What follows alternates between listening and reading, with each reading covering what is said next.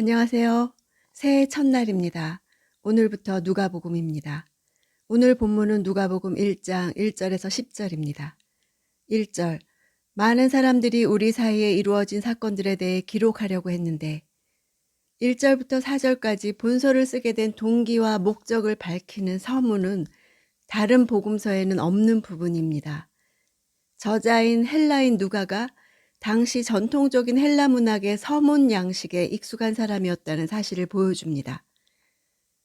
또 누가복음이 당시 역사책의 장르를 따라 기록되었다는 것을 보여줍니다. 다른 복음서와 달리 아름다운 헬라 문체를 사용한 문학적 서술로 이루어져 있습니다. 예수의 가르침과 생애에 대해 당시 많은 사람들이 저술 활동을 하고 있다는 객관적인 사실을 맨 앞에 서술함으로써 데오빌로를 비롯한 독자들로 하여금 본서가 역사서라는 사실을 말하고 있습니다. 많은 저자들이 이 일에 착수했지만 네 복음서만이 남게 되었습니다. 2절, 그것은 처음부터 말씀의 목격자이며 일꾼이었던 사람들이 우리에게 전해준 것과 같습니다.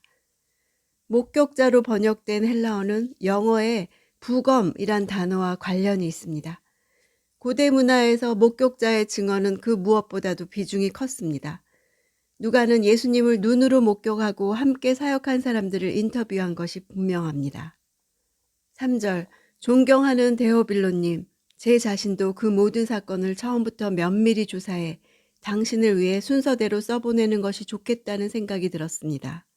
존경하는 이라는 표현은 신약 성경에서 로마의 총독인 벨릭스와 베스도를 가리키는 데 사용된 단어입니다. 데오빌로가 구체적으로 어떤 인물이었는지는 역사적인 사료가 없어서 알 수 없지만 로마의 고관 또는 귀족 중에 한 사람이었다는 사실을 짐작할 수 있습니다. 누가는 많은 이방인들에게 그리스도를 소개하기 위해서 당시 높은 사람에게 자기의 저수를 헌정하는 관습을 따라 저명한 그에게 헌정함으로써 많은 독자를 확보할 수 있었을 것입니다. 처음부터라는 것은 근원부터라는 뜻입니다. 강의 근원을 발견하려는 것처럼 그 근원을 따라 내려와서 전체 물길을 쭉 따라가기 위해서입니다. 순서대로라는 단어는 반드시 연대순만을 의미하지 않습니다. 시간과 공간과 논리에 따른 순서대로라는 뜻입니다. 실제로 누가는 각각의 에피소드를 지리적으로 배열했습니다.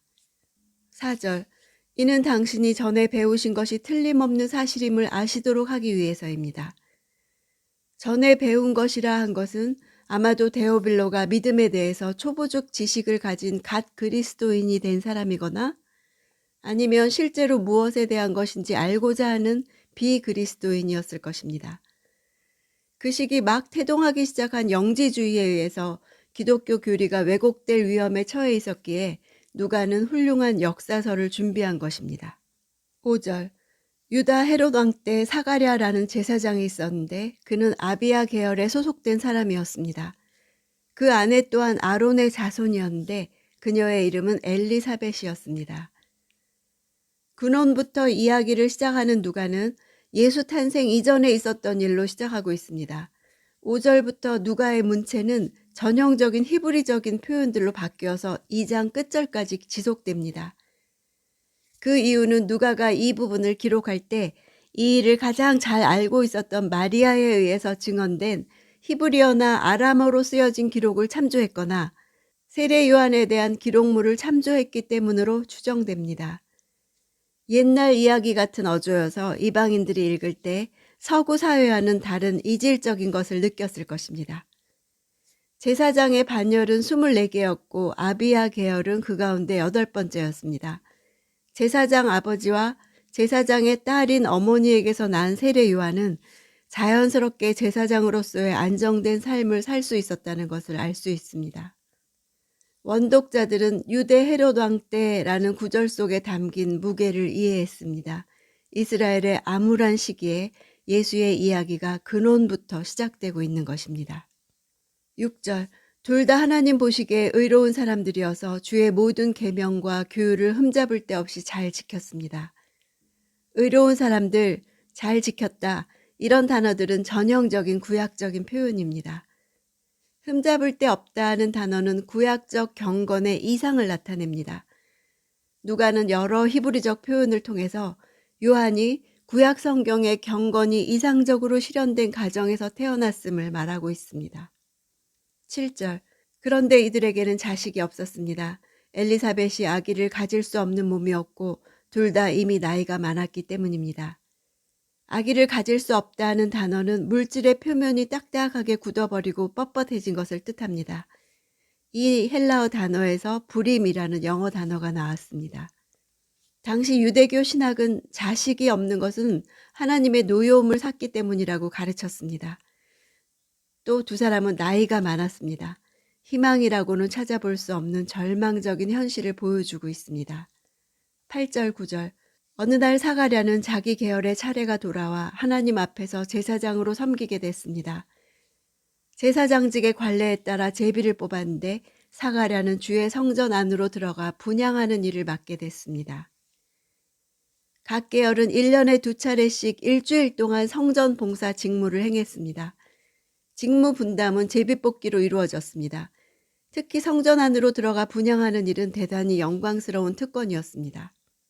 10절. 그리고 사람들은 모두 밖에서 기도하고 있었습니다.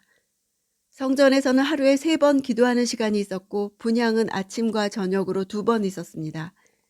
기도하고 있었다는 시제가 미완료형과 분사형이 합쳐져서 진행의 의미를 나타내는 것으로 봐서 사람들은 사가랴의 분향하는 시간 내내 기도했다는 것을 알 수 있습니다. 당시 유대인들이 분향 시간에 맞춰 기도한 것은 그들의 기도가 분향단의 연기와 함께 하나님께 상달된다고 여기고 있었기 때문입니다. 교회의 1세대는 사도 세대였습니다. 거기에는 예수님을 개인적으로 알던 사람들이 많이 있었습니다. 그들의 기억과 마음과 정신은 그분으로 가득 차 있었기 때문에 그들에게 예수님에 대해 말해줄 책은 필요하지 않았습니다. 그 다음 세대는 누가 같은 사람이 속한 세대인 2세대로 주님을 실제 눈으로 목격한 사람들은 아니었습니다. 이 사람들은 자신들을 위해 그리고 앞으로 올 세대들을 위해 예수님에 대한 사실들을 체계적으로 정리해 놓을 만한 가치가 있다고 보았습니다. 따라서 이루어진 것과 전하여 준 것을 정리했습니다. 기록된 말씀이 처음 선포되었을 때 원독자들은 충격을 받았고 변화를 받았습니다. 누가복음을 묵상하는 동안 그때 거기서 주어졌던 말씀이 오늘 나에게도 적용되기를 원합니다.